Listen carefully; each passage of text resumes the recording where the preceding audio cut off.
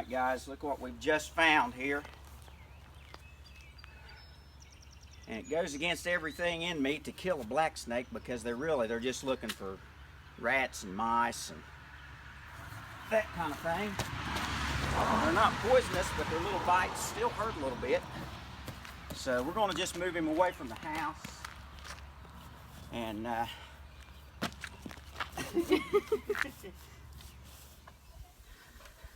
hey guys, welcome back.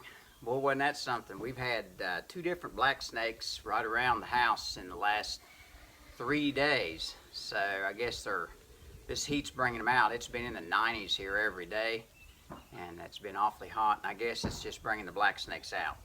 Funny story, whenever I was, I don't know, 3, 4, 5 years ago, we were out late one night, and we got back, and I had forgotten to get the eggs.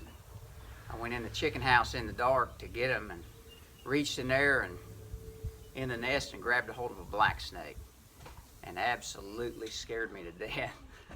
I really didn't know what kind of snake it was. Luckily that's what it was. It was in there filling up on my chicken eggs. But black snakes, I hate to kill them because they are really good for rats and mice, and usually I'll just kind of locate them to another area. They probably come back, but I mean, in the case of that one this morning, it was right where a lot of our customers were going to be walking through. So I sure didn't want to leave that snake around. That wouldn't have gone over too well. So we're out in the barn here today. I'm going to try to do something here that's been needing to be done this spring. We have a terrible problem with boring bees. A lot of people call them bumblebees. But they bore up into the wood on buildings, and they're really starting to make a mark in our buildings. And I thought I would go ahead and try to build a boar bee trap. Now there's all kinds of ways, I guess, that you can get rid of them, but this seemed like an awful simple way to me. And we'll just give it a try and see if it does work. And when I was a kid, we had a lot of fun with tennis rackets. Man, that was just good old-fashioned entertainment here on Rankins Creek, taking care of the bumblebee problem with tennis rackets.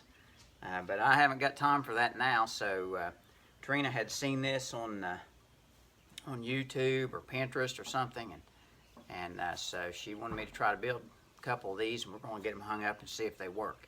So I thought I would just kind of bring you guys along. First of all, I'll just kind of show you the tools that you're going to need for this job. First off, you're going to need some kind of a drill, a mason jar. I've seen some people use water bottles, but we're going to use a mason jar. We got plenty of those around.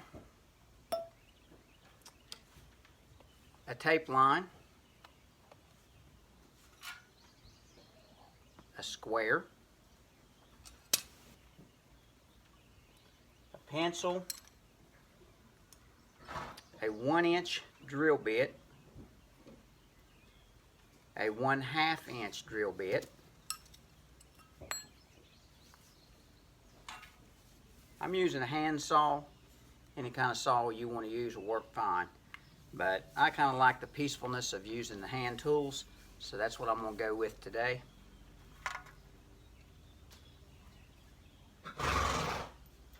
Gonna need you a couple pan head screws. Probably any screws will work. I've got these little self-tapping pan head screws,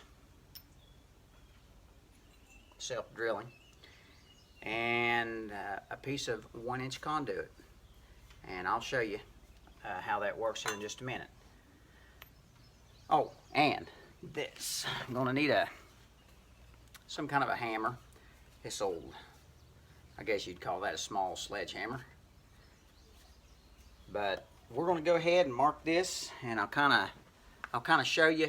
This ain't the best working conditions, but it's out here in the driveway of my barn. There's always a cool breeze running through here, and it's just enjoyable to work out here. Trina's taking care of the customers, and I thought this would be a good opportunity. In out of the sun. Planted my garden yesterday and like to roast it. I was out there all day, but I did get it done, and I'm ready to get in out of the sun a little bit today. So basically, from what I've read up on, 4 or 5 inches is about all you need. I'm going to go ahead and go 5 inches on a 4x4 block of wood. This is just an old oak piece of wood that we had come in on some pallets. Don't have to use anything specifically as far as I know. So we're just going to try to get that marked square.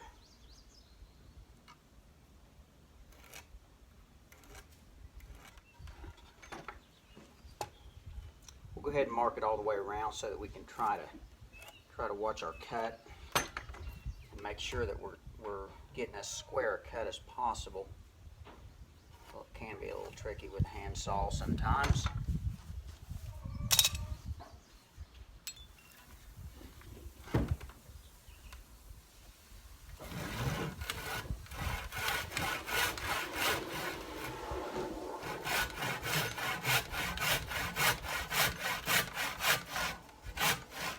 What I generally do when I'm trying to get a straight cut with a hand saw is I'll start on one corner, I'll go down and follow the line down the back side, and I'll cut about halfway through on this side and halfway across. Then I'll go to the other side over here and I'll cut down the line on this side and halfway. And normally once you get that established and you'll kind of meet in the middle, then you can get a pretty straight cut with a hand saw. So that's how I found it easiest to do.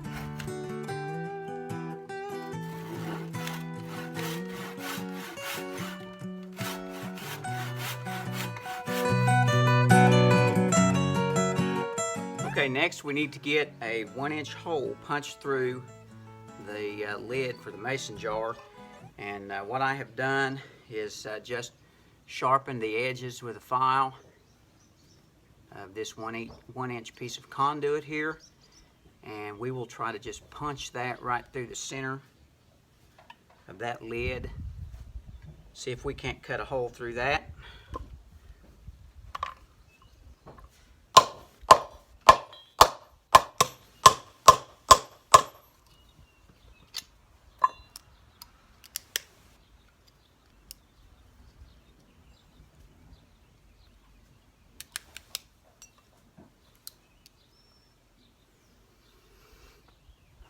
Okay, it ain't perfect, but it'll work. Next, we need to drill a 1-inch hole. I've got a 1-inch wood bit here. Okay, this is the part that I cut here is going to represent the bottom of my block of the trap. So we're going to drill a 1-inch hole right in the center, about 3/4 of the way through the block.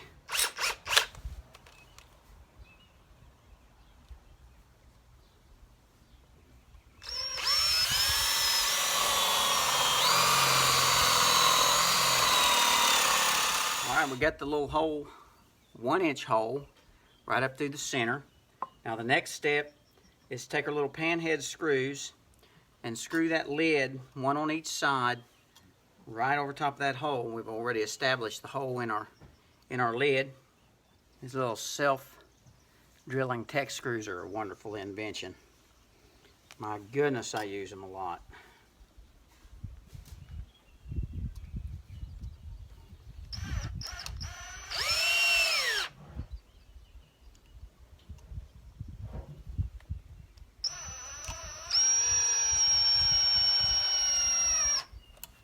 Okay. All right, so you can kind of see we've got the lid screwed right over the hole. All right, next we take our 1/2-inch bit, and on this you drill, they say, I've read, about a 45-degree angle.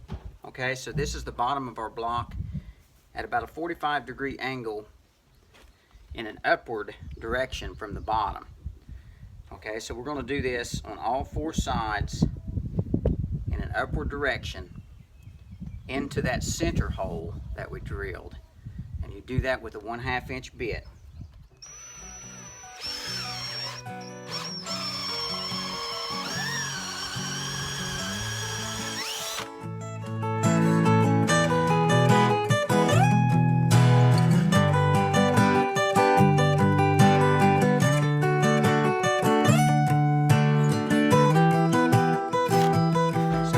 About those bore bees, I have heard that the actual hole that they drill is perfectly 3/8 inch. It's pretty amazing. They're all the same.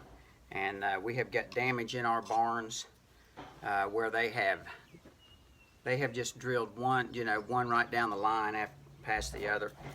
And this has been going on for a while, so this is why we were kind of anxious to try this. All right, guys, very simple. There it is. It's got the holes drilled. They are angled up at about a 45-degree angle into the center hole. So kind of an afterthought that I had was how to hang it. So I'm basically just going to use a fencing steeple. So we'll just drive a fence steeple here right in the center, and that'll give us a little something to hang it from. And all there is left to do now is to screw your mason jar onto the bottom of it, and you're good to go. So you'll just hang this from the eave of your barn or up in the peak, and the little bees will go up into these holes and follow the light back down into the jar. So we're going to hang this, and we'll see how that it works. Thank you guys for watching. We'll catch up with you on the next video.